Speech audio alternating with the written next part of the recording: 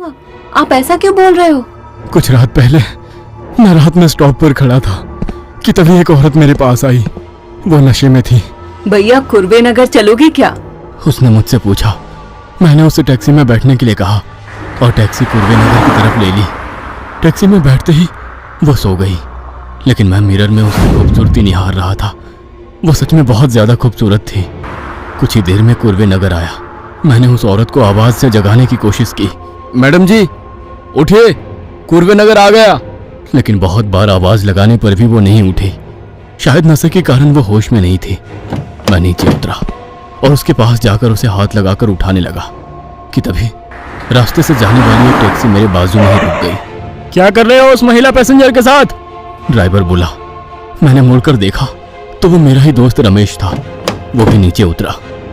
अरे कुछ नहीं मैडम जी, नशे के कारण होश में नहीं है, मैं बस उन्हें उठाने की कोशिश कर रहा हूँ, मैंने जवाब दिया।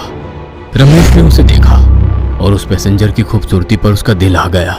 सुधीर, ऐसा मौका जिंदगी में बार बार नहीं मिलता।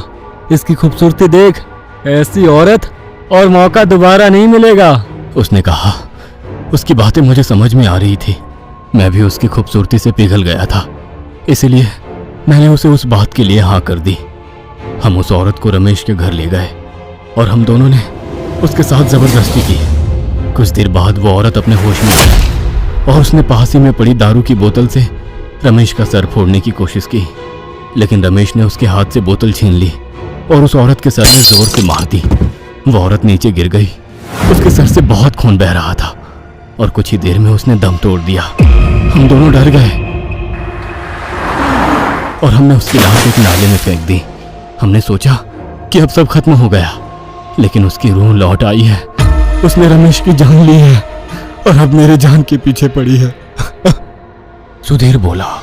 उसे लगा कि पीछे खड़ी उसकी बीवी उस पर गुस्सा होगी, उसे गालियां देगी, लेकिन उस पीछे से उसकी कोई भी प्रतिक्रिया नहीं आई। इसलिए उसने मुड़कर देखा और उसके पैरों तले जमीन फिसल गई। उसकी आंखें फटी की फटी रह गई। ऐसा लग रहा था मानो उसकी आंखें अभी बाहर निकलकर जमीन पर गिर जाएंगी, क्योंकि उसके सामने उसी औरत की रूह खड़ी थी। उस रूह ने अपना जबड़ा खोला और गले में अपने दांत घुसेड़ दिए। उसने उसके शरीर का सारा खून पी लिया और सुधीर ने उसी जगह अपना दम तोड़ दिया। उस रूह ने उसके गुनहगारों को मारकर अपना बदला पूरा कर लिया था। दोपहर को जब सुमन अपने मायके से घर लौटी तो जमीन पर सुधीर की घास के सूखे हुए पत्तों जैसे सूखी लाश पड़ी हुई थी, जिसे देखकर सुमन फूट फूट कर रोने लगी। सूर्या अभी कॉलेज के फाइनल ईयर में था।